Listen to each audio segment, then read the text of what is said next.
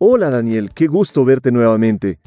Me gusta que últimamente nos vemos seguido y podemos tener unas charlas interesantes. Sí, nuestra última conversación estuvo muy interesante. Hablamos de deportes y estadística. Realmente disfruté aprender cosas nuevas contigo. Qué buena noticia la que me das. Tú sabes que a mí me gusta explicar las cosas a detalle y con ejemplos de la vida diaria. De esta manera queda un aprendizaje mutuo, porque yo también aprendo mucho de ti y tus preguntas. Bien que me dices que te gustan mis preguntas, porque el día de hoy he venido a consultarte algunas cosas que escuché en un programa de radio deportivo, pero que no supe entender bien los datos que decían al aire. ¿Y cuáles fueron los datos que escuchaste y que te llamaron la atención? En este programa deportivo de fútbol se habló de la nota promedio que el equipo había obtenido en su último partido. Aquí discutieron la nota que cada jugador de fútbol obtuvo. Pero no logro entender cómo obtiene este promedio y cómo se lo debe interpretar. Bueno, detrás del promedio que escuchaste existe un concepto que se llama medidas de tendencia central. El valor de una medida de tendencia central representa en algún sentido el centro de un conjunto de datos. Es frecuente que el término promedio se asocie con todas las medidas de tendencia central. Usualmente, estas medidas sirven para describir características básicas de un conjunto de datos, como mostrar medias, comparar resultados e interpretarlo con respecto a otra medida estadística. ¿Y cuáles son las medidas de tendencia central más famosas o más utilizadas? Las medidas de tendencia central más utilizadas son media, promedio, mediana y moda.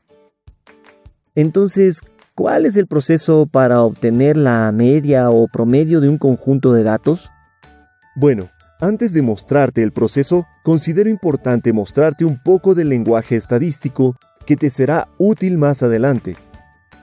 En matemática, el símbolo griego sigma, en mayúscula, se utiliza para indicar sumatoria de datos donde X es un valor de una medición de la variable en estudio y un índice que varía de 1 a n. El número total del conjunto de datos se identifica con la letra n. Dicho esto, procedo a describirte cómo calcular la media o más conocido como promedio. La media o promedio es el valor obtenido por la suma de todos sus valores dividido entre el número de sumandos. A manera de fórmula, esto se lo representa mediante, donde x1 es el primer valor del conjunto de datos, x2 es el segundo valor del conjunto de datos, xn es el último valor del conjunto de datos, n es el total de valores dentro del conjunto de datos. ¿Y podrías darme un ejemplo sencillo para entender y aplicar esta fórmula? Claro, te voy a dar un ejemplo.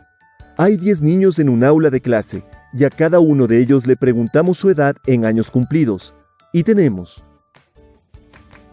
Al aplicar la fórmula, como vemos, la fórmula nos dice que sumemos todos nuestros datos y dividamos para el total de valores que utilizamos en nuestra suma. La interpretación del resultado nos dice que el promedio de edad de los niños en el aula de clase es de 7.4 años. Esta medida, entre sus características, solo se aplica a datos cuantitativos, continuos o discretos. Sensible a datos extremos, es decir que valores muy grandes o muy pequeños aumentan o disminuyen la media. Esto que me indicas es muy interesante, pero quisiera ahondar en esta característica de sensibilidad a datos extremos. ¿Cómo se podría ver esto en tu ejemplo? Con mi ejemplo, esto es muy sencillo. Si tenemos 10 niños que antes respondieron a su edad cumplida y le sumamos la edad del profesor del aula, tenemos. Al aplicar la fórmula, ahora tenemos que el promedio de edad de los niños y el profesor del aula de clase es de 11.3 años. Como se observa, este promedio se incrementó como consecuencia de incluir la edad del profesor en el aula. Esta situación se denomina como sensibilidad a datos extremos. Este último cálculo llevaría erróneamente a deducir que los niños en el aula estarían cerca de los 11 años, cuando en realidad todos tienen entre 7 y 8 años. Muchas gracias, Paul, por tu explicación y tus ejemplos para calcular el promedio. Esto es muy útil para mí y lo puedo usar en varios contextos y diferentes tipos de datos.